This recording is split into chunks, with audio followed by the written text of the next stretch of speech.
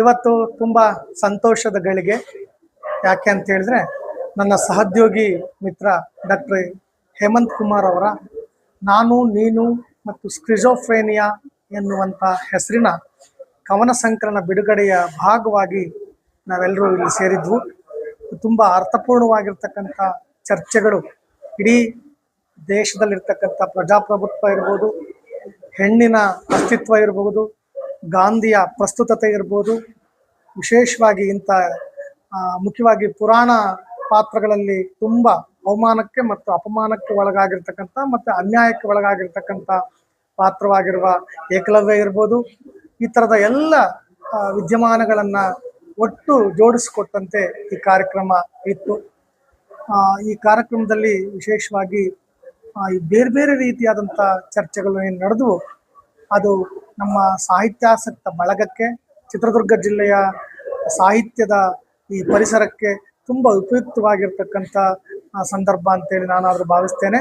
ಹಾಗಾಗಿ ವಿಶೇಷವಾಗಿ ನಮ್ಮ ಹೇಮಂತ್ ರಾಜ್ ಅವರನ್ನು ನಮ್ಮೆಲ್ಲ ಅಧ್ಯಾಪಕ ಬಂಧುಗಳ ಪರವಾಗಿ ನಾನು ಅಭಿನಂದಿಸ್ಕೊಳ್ತೇನೆ. ಗೆಳೆಯ ಹೇಮಂತ್ ರಾಜ್ ಅವರು ಮುಖ್ಯವಾಗಿ ಕನ್ನಡ ಸಾಹಿತ್ಯವನ್ನು ಮತ್ತು ಇಂಗ್ಲೀಷ್ ಸಾಹಿತ್ಯವನ್ನು ತುಂಬ ಕ್ರಮಬದ್ಧವಾಗಿ ಶಿಸ್ತುಬದ್ಧವಾಗಿ ಓದ್ಕೊಂಡಂಥ ಗೆಳೆಯ.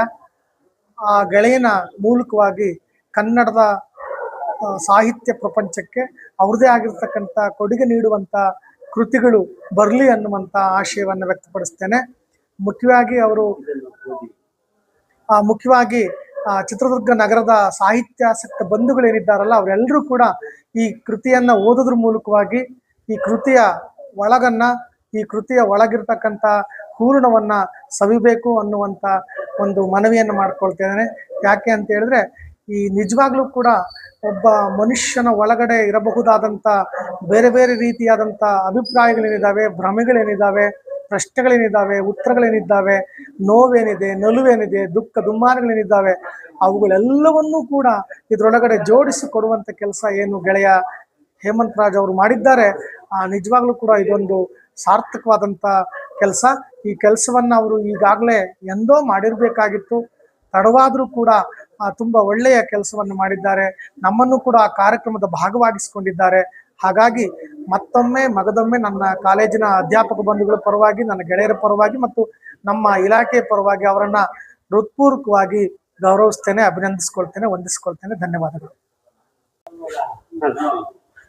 ಇವತ್ತು ನಾನು ನೀನು ಮತ್ತು ಸ್ಕಿಜೋಫ್ರೆನಿಯಾ ಅನ್ನೋ ಕವನ ಸಂಕಲನದ ಲೋಕಾರ್ಪಣೆ ಕಾರ್ಯಕ್ರಮದಲ್ಲಿ ಭಾಗವಹಿಸಿದ್ದು ಬಹಳ ಖುಷಿ ಕೊಡ್ತು. ಇದು ನನ್ನ ಅಣ್ಣನ ಕವನ ಸಂಕಲನ. ಹಲವಾರು ವರ್ಷಗಳ ಅವರ ಸಾಹಿತ್ಯ ಸಾಧನೆ ಇವತ್ತು ಒಂದು ಪುಸ್ತಕವಾಗಿ ಹೊರಡ ಬರ್ತಿರೋಂಥದ್ದು ತುಂಬ ಖುಷಿ ಸಂಗತಿ. ನಾನು ನೀನು ಮತ್ತು ಸ್ಕಿಜೋಫ್ರೆನಿಯಾ ತುಂಬ ವಿಶೇಷವಾಗಿರುವಂತಹ ಕವಿತೆಗಳ ಸಂಕಲನ ಯಾಕಾಗತ್ತೆ ಅಂತಂದರೆ, ಅದರ ವಸ್ತು ಮತ್ತು ಅದು ತಲುಪಿಸ್ಲಿಕ್ಕೆ ಪ್ರಯತ್ನ ಪಡ್ತಿರುವಂಥ ವಿಚಾರಗಳಿಂದ ಕನ್ನಡದ ಕಾವ್ಯಲೋಕದ ಎಲ್ಲ ಪ್ರಕಾರಗಳನ್ನು ಗಮನಿಸ್ತಾ ಬಂದಾಗ ಈ ಕವನ ಸಂಕಲನ ಬಹುಶಃ ಕನ್ನಡದ ಸಾಹಿತ್ಯ ಕ್ಷೇತ್ರದಲ್ಲಿ ತುಂಬ ವಿಶೇಷವಾಗಿರುವಂಥ ಸ್ಥಾನ ಪಡೆಯುತ್ತೆ. ಮತ್ತು ಆ ಥರದ ಒಂದು ಪ್ರಯತ್ನಕ್ಕೆ ನಾನು doctor S N Hemanth Raj ಅವರನ್ನು ತುಂಬ ಹಾರ್ದಿಕವಾಗಿ ಅಭಿನಂದಿಸ್ತೇನೆ.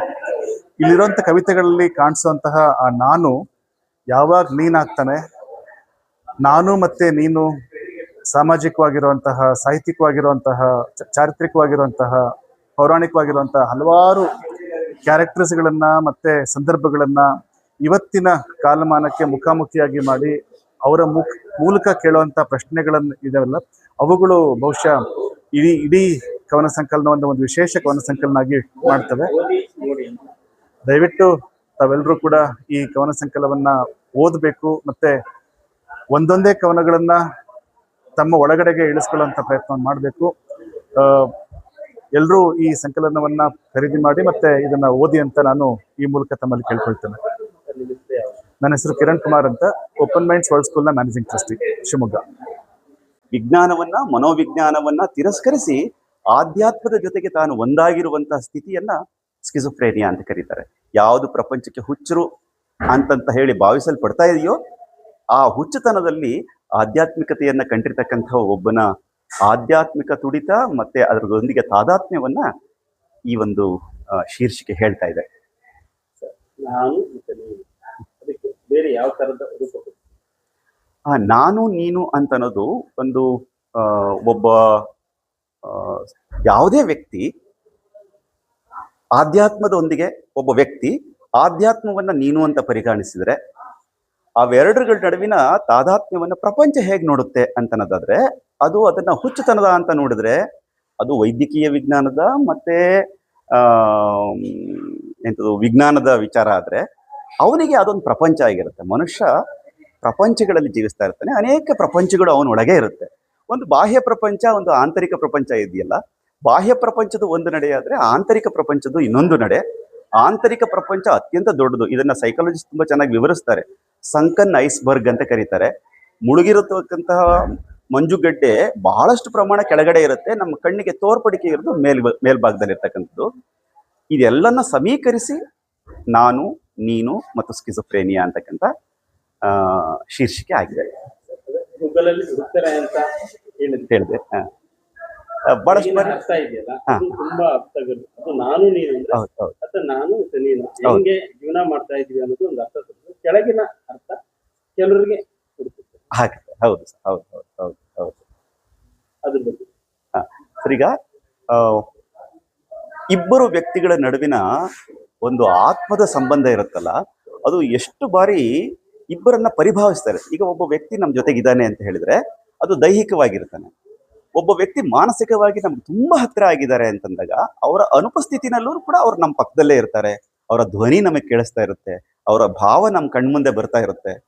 ಇದನ್ನ ನಾವು ಸೈಕಾಲಜಿಕಲಿ ಸ್ಕಿಜೋಫ್ರೇನಿಯಾ ಅಂದ್ರೂ ಹಾಗೆ ನೋಡಿದ್ರೆ ಪ್ರತಿಯೊಬ್ಬರು ಕೂಡ ಯಾರನ್ನ ನಾವು ತುಂಬಾ ಇಷ್ಟಪಡ್ತೀವೋ ಅವರ ಧ್ವನಿ ನಮಗೆ ಕೇಳಿಸ್ತಾನೆ ಇರುತ್ತೆ, ಅವರ ಕಣ್ಮುಂದೆ ಅವ್ರಿಗೆ ಚಿತ್ರ ಬರ್ತಾ ಇರುತ್ತೆ. ಸ್ಕಿಜೋಫ್ರೇನಿಯಾದಲ್ಲಿ 2 ಕಂಡೀಷನ್ ಇದೆ. ಒಂದು ಆಡಿಟರಿ ಹ್ಯಾಲುಸಿನೇಷನ್ ಅಂತ, ಒಂದು ವಿಜುವಲ್ ಹ್ಯಾಲುಸಿನೇಷನ್. ಹ್ಯಾಲುಸಿನೇಷನ್ ಅಂದ್ರೆ ಭ್ರಮೆ. ವ್ಯಕ್ತಿ ಎದುರುಗಡೆ ಇರಲ್ಲ, ಆದ್ರೆ ಎದುರುಗಡೆ ಇದ್ದ ಹಾಗೆ ಭಾಸ ಆಗುತ್ತೆ. ವ್ಯಕ್ತಿ ಎದುರುಗಡೆ ಇಲ್ಲದೆ ಇದ್ದಾಗಲೂ ಕೂಡ ಅವರ ಮಾತುಗಳು ನಮ್ಮ ಕಿವಿಗೆ ಕೇಳಿಸುತ್ತೆ. ಈಗ ದೇವರು ನನಗೆ ಹೇಳ್ದ ಅನ್ನೋಂಥದ್ದು ಬೇರೆ ಇನ್ನೇನು ಅಲ್ಲ.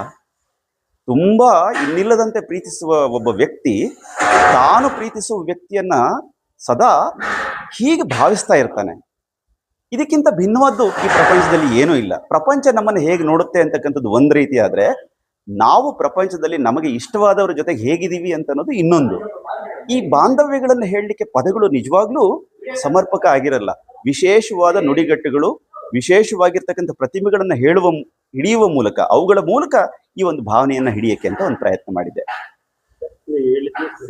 ಹೌದು, ನಾನು ಒಬ್ಬರನ್ನ ಇಷ್ಟಪಟ್ಟು ಹೇಳ್ತೀನಿ. ಹೌದು ಸರ್.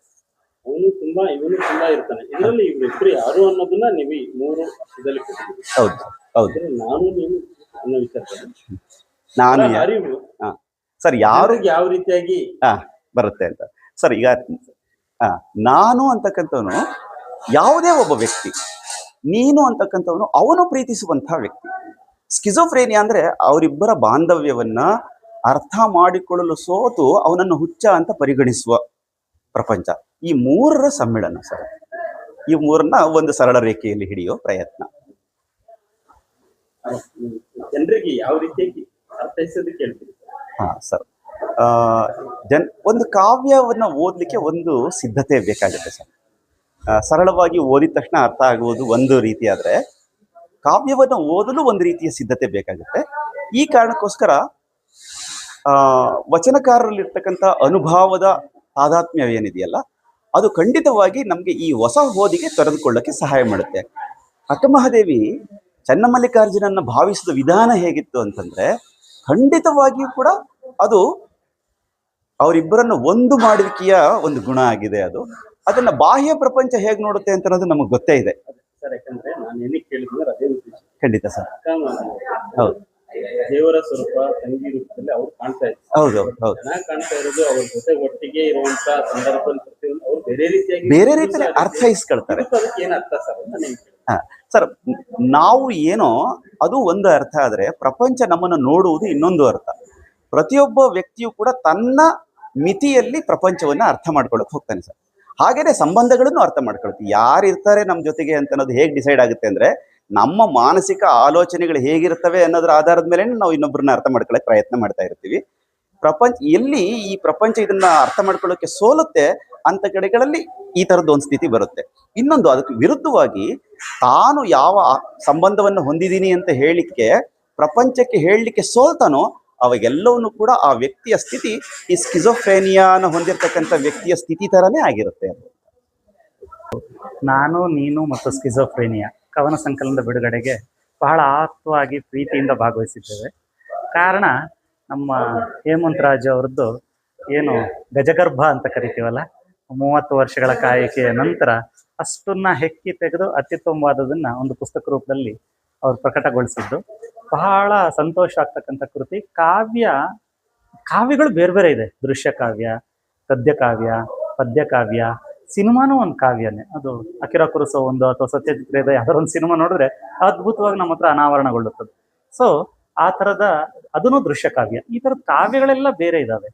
ಅಂಥದ್ದೊಂದರಲ್ಲಿ ಇವತ್ತು ಕಾವ್ಯವನ್ನ ಓದಿ ಆಸ್ವಾದಿಸಿ ಅದ್ರ ಭಾಗವಾಗಿ ಬಿಡುಗಡೆ ಮಾಡೋದೊಂದು ಭಾಗ್ಯ ನಮಗೆ ಸಿಕ್ಕಿದ್ದು. ಇಡೀ ಕವನ ಸಂಕಲನ ಓದಿದ್ರೆ ನಮ್ಗೆ ಸಿಗುವಂಥದ್ದೊಂದು ಆಪ್ತತೆ, ಮತ್ತೊಂದು ಸ್ವಾವಲೋಕನ ಅಥವಾ ಆತ್ಮಾವಲೋಕನ. ಇದು ವೃತ್ತಿಪರತೆಯ ಕಾರ್ಯನಿರತತೆಗೆ ಒಂದು ಭಾಗವಾಗಿ ಕಾಣಿಸುತ್ತೆ. ಜೆನ್ ಎಲ್ಲೋ ಒಂದ್ಸರಿ ಕೇಳಿದ್ರಂತೆ ಬುದ್ಧ ಅಂದ್ರೇನು ಅಂತ. ಅವಾಗ ಗೆಣಸು ಅಳಿತಾ ಇದ್ರಂತೆ, ಒಂದ್ ಸೇರ್ ಗೆಣಸು ಅಂದ್ರಂತೆ. ಅಂದ್ರೆ ಅರ್ಥ ಬುದ್ಧ ಅನ್ನೋವಂಥದ್ದು ಬಹಳ ದೊಡ್ಡದಲ್ಲ, ವಾಸ್ತವ ಅಂತ. ಎದುರಿಗೆ ಏನ್ ಮಾಡ್ತೀರಿ ಅದೇ ಬುದ್ಧ ಅಂತ, ಒಂದ್ ಸೇರ್ ಗೆಣಸು ಅಂತ. ಹೀಗೆ ಗತವನ್ನ ಇಂದಿನೊಂದಿಗೆ ನಿಲ್ಲಿಸಿ ಹಳೆಯದನ್ನ ಇವತ್ತಿಗೆ ಪ್ರಶ್ನಿಸ್ತಕ್ಕಂಥ ಕವಿತೆಗಳಿದಾವೆ ಅದರಲ್ಲಿ. ಶಹಜಹಾನ್ದಾಗಿರ್ಬೋದು, ಉತ್ತರದಾಗಿರ್ಬೋದು. ಅದು ಏನು ಒಂದ್ ಸೇರ್ ಗೆಣಸೆ, ಇವತ್ತೇನ್ ಮಾಡ್ತಿದ್ದೀನೋ ಅದೊಂದು ಗೆಣಸು. ಆ ವಾಸ್ತವ, ಆ ಪ್ರಸ್ತುತತೆಯನ್ನ ನಮ್ಮ ಒಟ್ಟಿಗೆ ಸಮೀಕರಿಸಿ ಇವತ್ತು ನಮ್ಮ ಎದುರಿಗೆ ತಂದು ನಿಲ್ಲಿಸಿದ್ದಾರೆ. ಈ ತರದ ಅನುಸಂಧಾನ ಜೊತೆಗೆ ಅನುಕಂಪನದ ಜೊತೆಗೆ ನಮ್ಗೆ ಸಿಗುವಂಥದ್ದು ಈ ಕಾಂತೀಯ ಶಕ್ತಿ. ಆ ಕವನಗಳಲ್ಲಿ ಸಿಗುವಂಥದ್ದು ವೈಬ್ರೇಷನ್ ಅಂತ ಕರಿತೀವಲ್ಲ, ಧನಾತ್ಮಕ ಕಾಂತೀಯ ಶಕ್ತಿ, ವೈಬ್ರೆಂಟ್ ಸೊಸೈಟಿ, ಕಂಪನಶೀಲ ಸಮಾಜ ಕಟ್ಟಬೇಕು ಅಂತಾರಲ್ಲ, ಆ ಥರದ ಆಶಯದ ಕವನಗಳನ್ನ ನಾವು ಆಸ್ವಾದಿಸ್ಲಿಕ್ಕೆ ಕಾರಣವಾಯಿತು.